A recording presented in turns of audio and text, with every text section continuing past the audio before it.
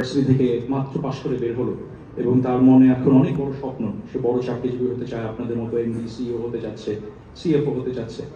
তো তার জন্য আপনার সব থেকে বড় উপদেশটা কি হবে? অল্প মানে ওয়ান ওয়ার্ড স্কিল যদি হয় সেটা, তাহলে কি করবে সে? এটা সেটা ওয়ান ওয়ার্ড স্কিলে বলা যাবে না। আমি যেটা বললাম যে transform yourself to the right culture. আমি আবার বলতেছি, আমি একটা মফস্বলের ছেলে। আমি ঢাকাতে আমাকেও মেসে থেকে নিজের পয়সা দিয়ে মানুষ হতে হয়েছে। আমি সোনার চামচ মুখে দিয়ে বড় হয়ে নেই, বড় নয়। তো এটাতে ইনফেরিটি কমপ্লেক্স হওয়ার কিছু নাই। আর যারা ইন্ট্রোভার্ট, এখন আমরা আল্লাহর মধ্যে কিন্তু বুঝি যে ঠিক আছে ইন্টারভিউ বোর্ডে যে মাথায় কি মালা আছে নাকি নাই, you have to have that aura. হ্যাঁ, যে এবং এটাও বুঝি যে চাওয়াবাজি করতেছে, যে প্রেজেন্টেশন দিচ্ছে না। সো আরেকটা জিনিস আমি ছোট করে বলতে চাই, আমাদের একটা কিন্তু সবার মেন্টাল সমস্যা হয়েছে, এবং এটা হচ্ছে পুরাটা দোষ হচ্ছে রিলস, ফেসবুক এবং এই বাজে জিনিসটা। আমাদের তো অ্যাটেনশন স্প্যান কমে গেছে। হ্যাঁ, আমাদের অ্যাটেনশন স্প্যান কিন্তু লেস দ্যান 60%। যত বেশি সম্ভব এখান থেকে ডিটাচ হয়ে যাওয়া উচিত সবার, যদি সামনে সবার চাকরির দরকার হয়। রিলসের আজেবাজে জিনিস থেকে বের হয়ে একদম লং লং মেসেজ দেখো, লং লং লার্নিং যে জিনিসগুলো আছে সেগুলো দেখো, আর have that confidence and have go into the right culture.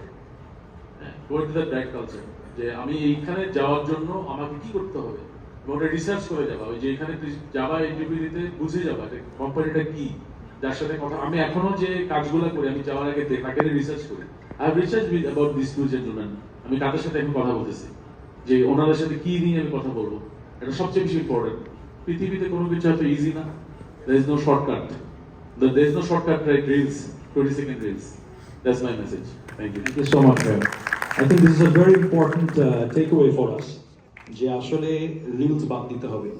We should not be watching reels at all. ভাইয়া, আরিফ ভাইয়ের একটা কথা থেকে আসলে এই চিন্তাটা মাথায় আসলো। সেটা হচ্ছে যে ভাইয়া বলছিলেন যে অনেক সময় এমন হয় যে বুয়েটের স্টুডেন্টরা বেশি প্রায়োরিটি পাচ্ছে রাদার দেন কুয়েট অথবা মেবি চুয়েট। তো এটার আসলে মানে মূলত কারণটা কি? Is it only the university branding, নাকি আদতে আইবি, ঢাকা ইউনিভার্সিটি আইবি অথবা বুয়েটের স্টুডেন্ট আদতে মানে স্পেশাল কিছু এক্সট্রাঅর্ডিনারি কোয়ালিটি আছে যার কারণে তারা বেশি প্রায়োরিটাইজ করছে? এটা আসলে সব ক্ষেত্রে প্রযোজ্য না। এটা আমি দেখছি যে ইজম যে কোম্পানিগুলোতে বেশি, যে এটা ছাড়া হবে না, ওটা ছাড়া হবে না। আমি তো 26 বছর দিলাম গ্রামীণ ফোন, রবি, ই.কো, তারপরে এখন আসছি আমি গ্রামীণ গ্রুপে। I take care of two companies, একটা হচ্ছে সুখী আর একটা হচ্ছে সমাধান। সমাধান আমাদের একটা ফিনটেক আসছে আমাদের এখানে। আমরা ইউনিভার্সিটি বা ডিগ্রি সেগুলো হচ্ছে বেশি দেখি হচ্ছে তার কালচারটা আছে নাকি।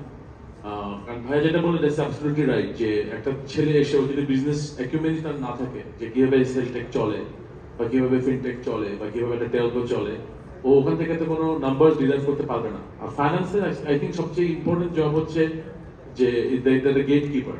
হ্যাঁ, বিজনেস প্ল্যান করা থেকে শুরু করে, যদি সারপ্লাস বিজনেস হয় দেন এটাকে কিভাবে এক্সেলারেট করা যায়, যদি ডেফিসিট বিজনেস হয় সেটাকে কিভাবে গ্যাপ মিটিগেশন করা যায়।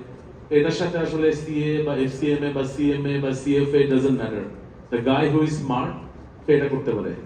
আমি রবিতে আমাদের সবচেয়ে বেস্ট ট্যালেন্ট ম্যানেজমেন্ট প্রোগ্রাম ছিল, সেখানে আমাদের বুয়েটের ইঞ্জিনিয়ার বিকেম, আমরা সবাই চিনি Javed Parvez, BUET engineer has became N HR professional. It doesn't matter. আমি যখন অনেক বছর পর আমি গ্রামীণ গ্রুপে আমার যে লাইন ম্যানেজার, উনি গত সপ্তাহে রিয়েলাইজ করছে যে I am not an engineer. কারণ আমি সারা জীবন টেলিকমিউনিকেশন নিয়ে এমন কাজ করছে যে ইঞ্জিনিয়ারদের মাঝে মাঝে ঘাম চলে যায় আমাকে এগ্রি করাতে, যে আমাকে ভূগোল শিখাতে এসো না। এটা একটা মজার স্টোরি আছে, খুবই কুইকলি যদি বলি। আমার ফার্স্ট জব 2002 সালে সিটি সেলে।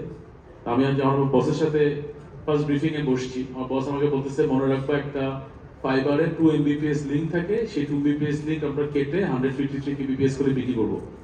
আমি ওনার দিকে তাকায় থেকে বলতেছি যে sir, I am really confused, I am a BBA major in marketing, what are you talking about? তখন যে stupid, I am pass course, BCom pass course, just shut up and listen to me. That was the beautiful journey I started. এবং এটা আমি আমার টিমকে বারবার বলি, যেমন আমার এখানে এইচআর হেড আছে, হি ইজ অ্যাকচুয়ালি ব্যারিস্টার। ও এইচআর ও জানে না, এবং আমার বাকি এমটিরা সারাক্ষণ আমাকে ক্রিটিসাইজ করেছে, how come you made him the HR head? I say I know he will pick it up, I have seen his learning curve. এই যে রেদওয়ান রানী একটা গল্প করলো আমাকে দেখায়, মনে আছে? আমি কিন্তু বাংলাদেশে কন্টেন্ট বানাইছি, আমি বাংলাদেশে সিনেমা বানাইছি। তো বাংলাদেশে ওটিটির ফার্স্ট যে গ্রাউন্ড ব্রেকিং কন্টেন্ট ছিল অগাস্ট 18, যাদের পরে সবাই বুঝলো ওয়াও, বাংলাদেশিরা ট্যালেন্টেড শিহাব শাহিনকে দিয়ে একটা নেটফ্লিক্স বেস কন্টেন্ট বানানো যায়। তারপর কিন্তু রেডন আমাদের সাথে কথা বলে বুঝে গেছে। আমার সিনেমা সম্বন্ধে কোনো আইডিয়া ছিল না। I enjoyed that film. আমি গত 2 বছর ধরে সুখী ডেভেলপ করছি। আমি 1.5 বছর ধরে সমাধান জিপে ডেভেলপ করছি। তার আগে আমি বাংলাদেশের প্রথম জুম ওয়্যারলেস ইন্টারনেট, যেটার মাধ্যমে সারা বাংলাদেশে ইন্টারনেট ছড়াই গেছিল, I developed it. I was part of bKash group, I was part of Nagad, I was part of many things. Quad প্লেনে আমার একটা ভিশন ছিল যে একটা তার ঢুকবে, সেখান থেকে সবাই ওয়্যারলেস ইন্টারনেট ইউজ করবে, টেলিফোন ইউজ করবে, আইপি টেলিফোন ইউজ করবে, মোবাইল ফোন ইউজ করবে, টিভি ইউজ করবে না। এখন তো 5টা তার ঢুকে ঘরে, যদি এটা শর্ট মানে যে কারণে আমি আজকে এখানে এসেছি। If you dream big you will grow big. আমি মনে করি যে অবশ্যই টাকা লেখাপড়া একটা ইম্পর্টেন্ট পার্ট, কিন্তু আমার ডেভঅপসে যারা কাজ করে ম্যাক্সিমাম হচ্ছে আইইউবিএটির একটা গ্রুপ, তো ওখানেও ইজম কাজ করে আনফরচুনেটলি। কারণ ওই যে আইইউবিএটির বস আসছে, সে তার আইইউবিএটি ফ্রেন্ডদেরকে নিয়ে আসে। আমি বলি as long as you deliver me, I don't give a damn. So I don't care about trade and all. I care about the delivery.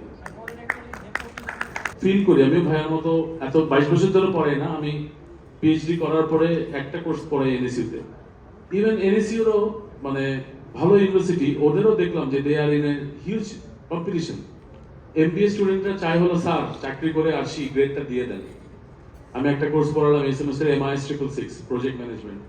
ওদের সাথে এনডিএ করে প্রত্যেকটা স্টুডেন্টকে আমি বলছি আমার এই প্রজেক্টে ঢুকে পুরা মাইক্রোসফট প্রজেক্ট ম্যানেজমেন্টে ফুল জিনিসটা শিখো। They are so drained out. ওরা চাচ্ছে না। Why you are taking this course? তুমি এই MIS মেজর নিছো, তার মানে you are suppose to do a course, you are suppose to do a project management. তো স্টুডেন্টদেরকে, এবং এটা এই স্টুডেন্টদের সমস্যা না, ইভেন ছোটবেলায় দেখছি যারা গ্যারেজে কাজ করতো বাচ্চারা, তারা পেটে ভাতে গ্যারেজের ওস্তাদ বলতো, ওস্তাদের কাছে 10 বছর পেটে ভাতে কাজ শিখতো। এই ওস্তাদ মাঝে মাঝে তাকে ভাতও দিত না, কিন্তু 10 বছর পরে he use to come out as a golden boy. সে তখন নিজে ওয়ার্কশপ দিত। এখন আমার গ্রামের ছেলেরাও এই এফোর্ট দেয় না, কারণ ওদের কাছে রিলস চলে আসছে। ওরা বসে বসে 5 স্টারের বাফে দেখে, ওরা বসে বসে সবকিছু এক্সপোজার পেয়ে গেছে। ওরা মনে করে লাইফ ইজ এ শর্টকাট। আমাদের স্টুডেন্টরা মনে করে everything is shortcut. There is nothing shortcut in this life, nothing shortcut.